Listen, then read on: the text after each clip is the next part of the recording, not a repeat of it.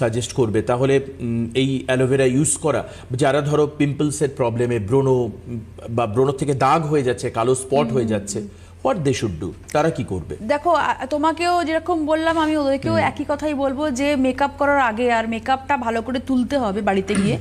এই ঠান্ডার মধ্যে যারা একদম টিনেজারের মধ্যে রয়েছে তাদের একটাই যে স্নান না করলেও এই ঠান্ডার মধ্যে যদি স্নানটা স্কিপ করে যায় স্কিনটাকে গ্লো করার জন্য তারা মেকআপে শরণাপন্ন হয়।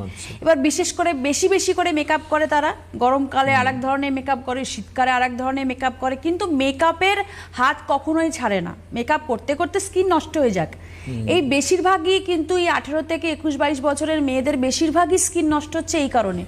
এত কেমিক্যাল স্কিনের মধ্যে দিচ্ছে যে স্কিন ব্যারিয়ার লেয়ারটাই নষ্ট হয়ে যাচ্ছে, যার ফলে কি হচ্ছে অকাল পক্কতা, মানে স্কিনের মধ্যে একটা রিঙ্কলস চলে আসছে, স্কিনের মধ্যে র্যাশ পিম্পলস হচ্ছে, ব্ল্যাক প্যাচ, ট্যান চলে আসছে, সব কিছু। মানে আমি যতগুলো পয়েন্টস বললাম, ব্ল্যাক প্যাচ বলো বা পিগমেন্টেশন বলো হালকা, বা ট্যানিংয়ের সমস্যা বলো বা র্যাশ পিম্পলস বলো, সব কিছু কিন্তু অ্যালোভেরা জেলেতেই চলে যাবে। বাহ, এই একটাই অ্যালোভেরা জেল, লুইস হার্বালসে অ্যালোভেরা জেলের কথা বলছি।